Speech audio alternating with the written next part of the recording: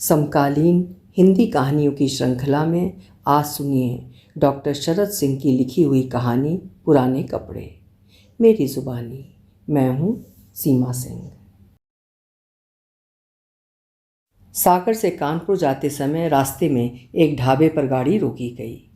गाड़ी हम सब ने मिलकर किराए पर ली हुई थी, अतः हम अपनी मर्जी के मालिक थे। जहाँ चाहें वहाँ रुककर दाना पानी का जुगाड़ कर सकते थे। सागर में झांसी के बीच हम रुके थे, झांसी में भी हम रुके थे। इसके बाद इरादा तो यही था कि अब अपनी मंजिल अर्थात कानपुर पहुंचकर ही गाड़ी से उतरेंगे, किंतु हम अपने निश्चय पर अडिग न रह सके। किसी को लघुशंका की आवश्यकता महसूस होने लगी तो किसी को प्यास लगने लगी और स्वयं मेरा शरीर बैठे बैठे जाम होने लगा था। हमारी गाड़ी का ड्राइवर भी मस्त मौला जीव था। वो हर बात के लिए तैयार रहता था। चलते रहना हो तो उसे कोई आपत्ति नहीं थी और यदि ठहरना हो तो उसे कोई परेशानी नहीं थी।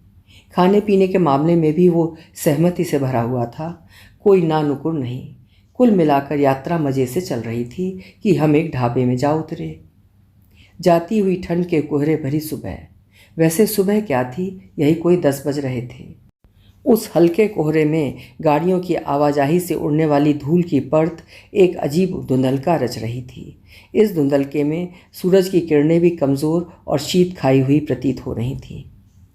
भाई साहब गाड़ी से उतरते ही लघुशंका के लिए एक ओर चले गए। भाभी अपना शॉल संभालती हुई मोल्डेड कुर्सी पर जा बैठी। ड्राइवर ढाबे के तंदूरी चूल्हे के मुहाने पर जा खड़ा हुआ। वो चूल्हे की आंच में अपने हाथ सेकने लगा। उसे हाथ सेकता देखकर मेरी भी तीव्र इच्छा हुई कि मैं भी उसकी तरह चूल्हे के मुहाने पर जा खड़ी हूँ, लेकिन मैं जानती थी कि ये भाई साहब को कतई पसंद नहीं आएगा और मैं ऐसा कोई काम नहीं करना चाहती थी जिससे इस सफ़र में तनाव की स्थिति उत्पन्न हो। मैं भी सिहरती ठिठुरती उंगलियों को आपस में रगड़कर गर्म करने का असफल प्रयास करती हुई भाभी की बगल वाली कुर्सी पर जा बैठी। कुर्सी भी अच्छी खासी ठंडी थी। कुर्सी बहुत ठंडी है। कुर्सी पर बैठते ही मेरे हठात मुंह से निकला, बैठ जाओ, बैठने से गर्मा जाएगी। भाभी बोली, कुर्सी तो गर्मा जाएगी लेकिन मैं ठंडी हो जाऊंगी। मैंने फीकी हंसी हंसते हुए कहा। भाभी ने भी मेरी हंसी में साथ देना चाहा, लेकिन भाई साहब को अपनी ओर आते देखकर चुप रह गईं। भाई साहब भी चूल्हे की ओर बढ़ लिए। तब तक ढाबे पर काम करने वाले लड़के ने चाय के गिलास हमारे सामने वाली मेज पर रख दी। यद्यपि उस समय तक हम दोनों से किसी ने नहीं पूछा था कि हमें चाय पीनी है या नहीं। शायद बड़प्पन के रंग में रंगे हुए पुरुष अपनी इच्छा को दूसरे की इच्छा साबित करके अपना अधिकार जताना पसंद करते हैं। भाई साहब ने खुद ही मान लिया कि ठंड के कारण हमें चाय पीने की इच्छा हो रही होगी। कुछ भी मान लेना कितना आसान होता है बजाय सच जानने के। चाय का गिलास अभी मैंने अपने होठों से लगाया ही था कि वातावरण काएं काएं की हृदय भेदी ध्वनि से भर गया। मैंने चौंक कर उस ओर देखा जिधर से वो आवाज़ आई थी। एक छोटा नन्हा सा पिल्ला चूल्हे के बुझे हुए मुहाने से काएं काएं करता हुआ निकल रहा था। उस पिल्ले ने मुहाने के बाहर निकलने का प्रयास किया और फिर लड़खड़ाता हुआ वापस मुहाने में घुस गया। मुहाने के भीतर से भी उसकी दर्दनाक आवाज़ पंचम सुर में सुनाई दे रही थी। एक बार ये ऐसा लगता था मानो चूल्हा ही रो रहा हो। पल दो पल बाद वो पिल्ला पुनः बाहर आ गया। इतने में लगभग उसी का हम उम्र पिल्ला भी किसी मेज के नीचे से निकलकर उसके पास जा पहुंचा। अब वे दोनों पिल्ले हमारे कौतूहल का केंद्र बन गए। रोने वाला पिल्ला दूसरे पिल्ले से सट जाना चाहता था, जिससे हम समझ गए कि वो ठंड लगने के कारण रो रहा है। लेकिन दूसरा पिल्ला शरारती किस्म का था। वो उस रोने वाले पिल्ले की टांग पूंछ खींचने लगा तथा उसे और सताने लगा। घबरा कर वो रोने वाला पिल्ला वापस चूल्हे के मुहाने में घुस गया। दूसरे पिल्ले ने चूल्हे के भीतर घुसकर उसे बाहर निकालने का प्रयास किया, लेकिन वो सफल ना हो सका। वो रोने वाला पिल्ला ना तो मुहाने से बाहर आया और ना उसने रोना बंद किया। अब मुझे उसके रुदन स्वर से झुंझलाहट होने लगी थी। हम वहाँ कुछ और देर ठहरने वाले थे, कारण कि भाई साहब ने ढाबे वाले को आलू के पराठे बनाने का आदेश दे दिया था। हमसे इस बार भी पूछा नहीं था। मुझे खीज होने लगी थी उनके इस बड़प्पन के थोते प्रदर्शन से। अचानक मुझे लगा कि जब चूल्हे के एक मुहाने पर लकड़ियां धधक रही हैं तो उसकी आंच और गर्माहट दूसरे मुहाने पर भी पहुंच रही होगी। फिर वो पिल्ला रोए क्यों जा रहा है? वहाँ तो उसे ठंड नहीं लगनी चाहिए। बहरहाल उस पिल्ले के रोने का कारण जानना संभव नहीं था। वो चूल्हे की गुनगुनी राख में दबकर भी रो रहा था। उसकी उस दशा को देखकर मेरे मन में अचानक एक प्रश्न उठ खड़ा हुआ। क्या दादी की गोरसी अर्थात अंगारे रखने का मिट्टी का बर्तन की राख में दबे हुए अंगारे भी क्या कभी कभार इसी तरह रोते होंगे? माना कि अंगारे निर्जीव होते हैं, लेकिन उनमें बसी हुई आग उनके जीवित होने का भ्रम उत्पन्न करती रहती है, ठीक दादी की तरह। हम दादी को ही लेने जा रहे थे। 2 दिन पहले ही छोटे भैया ने चिट्ठी लिखकर जता दिया था कि वे अब दादी को अपने पास रखना नहीं चाहते हैं। ऐसे में एकमात्र विकल्प यही था कि दादी भाई साहब के पास आकर रहने लगें। भाई साहब ये चाहते तो नहीं थे, लेकिन दादी को लाना उनकी व्यवस्था बन गई थी। क्या दादी भी छोटे भैया के घर से विस्थापित होने के दुख में इस पिल्ले की भांति रोती होंगी? नहीं, दादी इंसान है और इंसान अपने अधिकतर दुख चुपचाप पीता रहता है। वो खुलकर रो भी नहीं पाता है। मेरी आंखों के आगे दादी का झुर्रियों भरा चेहरा तैर गया।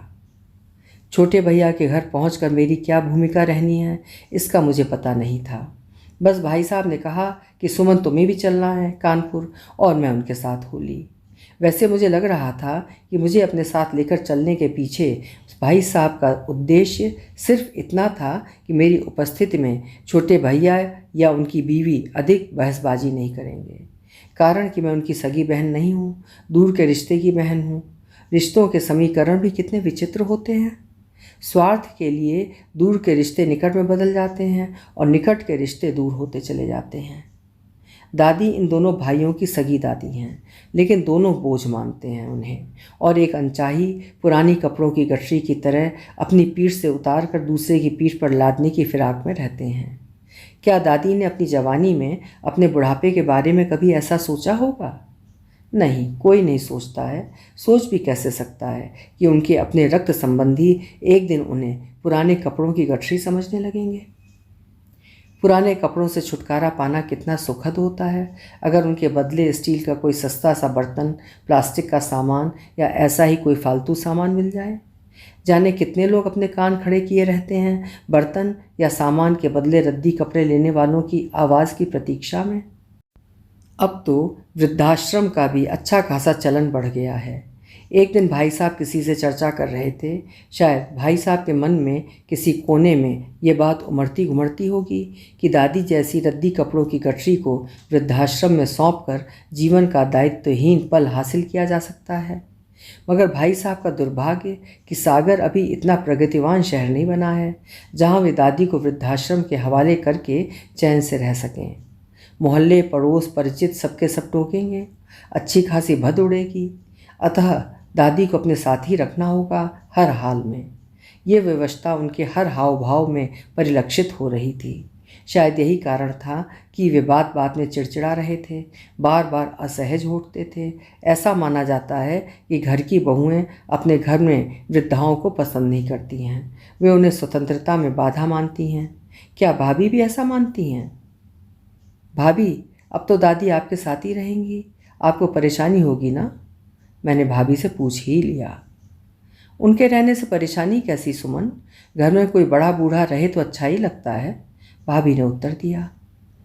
लेकिन छोटी भाभी तो ऐसा नहीं मानती, तभी तो वे दादी को अपने साथ नहीं रखना चाह रही हैं, मैंने कहा। छोटी को जो मानना हो माने, मैं तो ऐसा नहीं मानती, भाभी बोली। और भाई साहब? मैंने पूछा। उनकी वे जाने, वे चाहे दुत्कारे चाहे प्यार करें, उनका सब चलेगा। जो मैं कुछ कहूँगी तो 4 बातें होने लगेंगी, भाभी ने उस सांस भरते हुए कहा। ओह, तो ये बात है। भाभी के मन में दादी के लिए प्यार नहीं बल्कि 4 बातों का डर है जो भाभी को मौन रखे हुए है। वैसे उनकी बात अपनी जगह ठीक भी है। जब दादी के सगे पोते को उनकी ललक नहीं है तो पराए घर से आई पतोहू को कहाँ से आएगी ललक? अपने मन में उमड़ते घुमड़ते विचारों से जूझते हुए मैंने कब पराठा खा लिया मुझे पता ही नहीं चला। पराठे का स्वाद का एहसास भी नहीं हुआ। बस इसी तरह आगे का रास्ता भी तय हो गया। ढाबे से कानपुर तक के रास्ते के बीच जिस चीज़ ने मेरा ध्यान आकर्षित किया था, सड़क के दोनों किनारों में लगे पेड़ और पेड़ों के साथ नहरनुमा ज़मीन में सहेजा गया पानी। ये पेड़ तो हमेशा पानी में डूबे रहते हैं, इससे इनकी जड़ों को नुकसान नहीं पहुंचता? मैंने भाई साहब से पूछा। नहीं, इस पानी के कारण ही तो इन पेड़ों में आम की अच्छी फसल आती है, उत्तर ड्राइवर ने दिया। ड्राइवर का उत्तर सुनकर मेरा ध्यान गया कि वे पेड़ आम के थे। पेड़ों के परे सड़क के दोनों ओर हरियाले खेत बिछे हुए थे। सारा दृश्य अत्यंत सुरम्य था, मगर हम तीनों का मन का उद्वेलन उस दृश्य को आत्मसात करने में आड़े आ रहा था। शाम से कुछ पहले हमने कानपुर के औद्योगिक क्षेत्र में प्रवेश किया। कारखानों के घनीभूत प्रदूषण ने हमारा ऐसा स्वागत किया कि मुझे उबकाई आने लगी और भाभी को खांसी के ठसके लगने लगे। मैंने गाड़ी से बाहर झांक कर देखा। सड़क पर गुजरते लोगों या दुकान पर सामान खरीदते बेचते लोगों के लिए सब कुछ सामान्य था। पापी पेट कितनी आसानी से समझौता करवा देता है हर परिस्थिति से, ये मुझे दिखाई दे रहा था। आम आदमी में पर्यावरण के प्रति चेतना की बात करना तो अपने देश में महज नारेबाजी जैसा लगता है। हमारी संवेदनाएं हमारे स्वार्थ के इर्द गिर्द रहती हैं। हम अपने घर का कूड़ा कचरा दूसरे के घर के दरवाजे पर फेंक कर अपनी सफाई की आदत पर नाज कर लेते हैं। फिर कूड़ा फेंकते फेंकते इंसानों को भी फेंकने लगते हैं, इस चौखट से उस चौखट। छोटे भैया यही तो करने जा रहे हैं। पहले भाई साहब एक बार ये कर चुके हैं। छोटे भैया के घर पहुंचते ही दादी ने मुझे अपने गले से लगा लिया। मेरा मन भर आया। उनकी कमज़ोर कलाइयों में स्नेह की अपरिमित ऊर्जा प्रवाहित हो रही थी। इस ऊर्जा को कैसे महसूस नहीं कर पाते हैं ये लोग? मुझे आश्चर्य हुआ। दादी ने भाई साहब और भाभी को भी अपने गले से लगाया, जुग जुग जियो का आशीर्वाद दिया। शायद ये मेरा भ्रम था कि मुझे उनका ये अंदाज़ फ़कीराना लगा। जो दे उसका भला, जो न दे उसका भी भला। फ़कीरों और बुज़ुर्गों में शायद कोई अंतर नहीं रह जाता है। अंतर होता भी होगा तो सिर्फ इतना कि फ़कीर अपनी चिंता छोड़कर इस फ़ानी दुनिया के लिए दुआ करते हैं और बुज़ुर्ग अपनी चिंता छोड़कर अपने वंशजों के लिए दुआ करते हैं। दुआएं सिर्फ दूसरों के लिए, अपने लिए एक भी नहीं। रात्रि भोजन के बाद बैठक जमी। दादी के सारे कपड़े मैंने इस सूटकेस में रख दिए हैं और उनकी थाली लोटा वगैरह इस डलिया में। छोटी भाभी ने चर्चा की शुरुआत करते हुए कहा, थाली लोटा क्या करना है? क्या दादी को खिलाने के लिए मेरे घर में बर्तन नहीं हैं? भाई साहब ने भ्रुकुटी तानते हुए व्यंग से कहा, आपके पास तो सब कुछ है भाई साहब, बस इसीलिए तो दादी को आपके पास भेज रहे हैं। अब की बार छोटे भैया ने मुंह खोला। हाँ हाँ, क्यों नहीं, मेरे घर तो रुपयों का पेड़ लगा हुआ है। भाई साहब अपनी तलखी छुपा नहीं पा रहे थे। मेरे लिए रुपए क्या करने हैं बेटा, मुझे तो बस 1 जून की एक रोटी दे दिया करना तो भी मेरा काम चल जाएगा। अब बचे ही कितने दिन हैं? दादी ने हस्तक्षेप करते हुए कहा। उनकी आवाज़ में कुछ ऐसा भाव था मानो उन्हें अपने जीवित रहने पर लज्जा आ रही हो। दादी की निरीह स्थिति ने मुझे बौखलाहट से भर दिया। दादी को मैं अपने साथ रख लूँ तो? मैं बोल पड़ी। दोनों भाई चौंके, भाभियाँ भी। दूसरे ही पल उनके चेहरों पर आपत्ति के भाव तिर गए। कुछ दिनों के लिए, मैंने तत्काल इतना और जोड़ दिया। देखेंगे, भाई साहब बोले। दादी मेरे साथ कभी नहीं रही हैं, उन्हें अच्छा लगेगा और मुझे भी। मैंने एक तर्क और सामने रख दिया। ठीक है, अगर तुम यही चाहती हो तो, भाई साहब ने अनमने स्वर में कहा, लेकिन उनके उसी स्वर में कहीं बोझ हटने की खुशी का भाव भी झलक रहा था। अब इस समय उन्हें अपने पुरुषत्वपूर्ण बड़प्पन की भी कोई चिंता नहीं थी। सोच लो सुमन, दादी को रखना आसान नहीं है। मैं ही जानती हूँ कि कैसे मैंने संभाला है इन्हें। छोटी भाभी को मेरा प्रस्ताव पसंद नहीं आया था।